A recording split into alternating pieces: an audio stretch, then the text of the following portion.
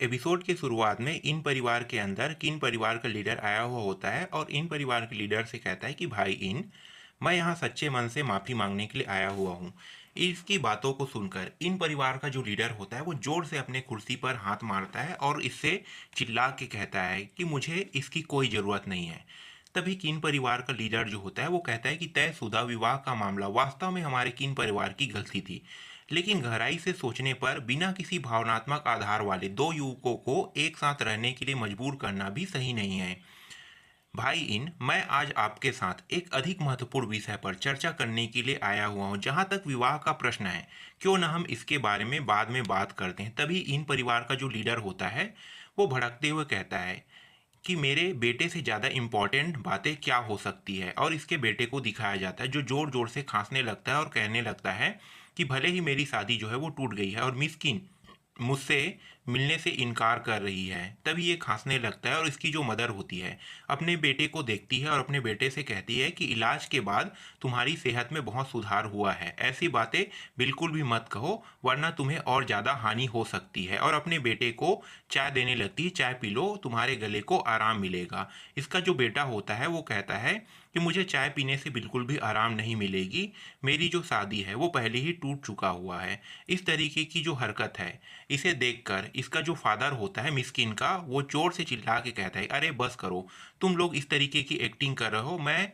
इस तरीके की शो देख देख कर परेशान हो चुका हूँ। और जो इन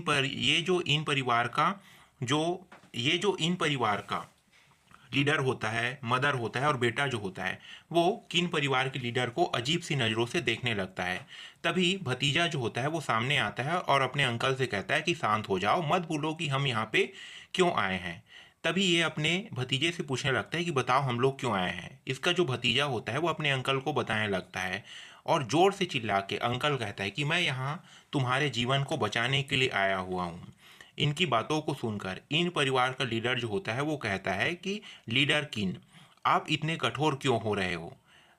यह आपका परिवार है जो सगाई तोड़ना चाहता है, लेकिन मेरा परिवार जो पीड़ित है। इस तरीके की बातें जो है इन दोनों के बीच में विवाद जो है वो चलने लगता है। तभी इन परिवार का लीडर कहता है कि मेरा बेटा किसी और लड़की को कैसे प्रपोज करेगा। और इन परिवार का जो लीडर होता है वो कहता है यदि आप और आपकी पत्नी ने अपने बेटे को लाड़ प्यार न किया होता तो उसकी हालत न ऐसी बिल्कुल भी न हुआ होती।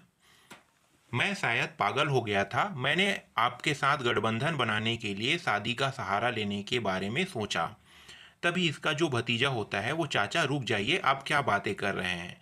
फिर चाचा जो होता है वो आगे कहता है, सौभाग्यवश मेरी बेटी मुझसे अधिक चतुर थी और वो भाग गई, अन्यथा ये जो इन वूचांग है, जो माता का प्रिय है, उसके साथ शादी करने के बाद उसे 8 जन्मों के लिए श्रापित होना पड़ता।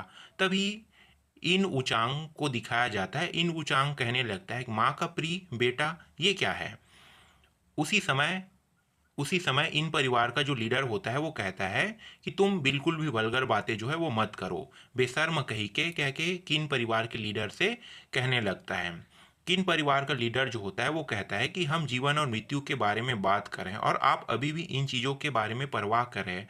अब मैं आपसे पूछ रहा हूँ, क्या हम गठबंधन बना रहे हैं या नहीं। अगर नहीं तो मैं अभी चला जाऊँगा। गठबंधन की बात सुनकर इन परिवार का जो लीडर होता है वो कहता है गठबंधन के लिए ईमानदारी की ज़रूरत होती है।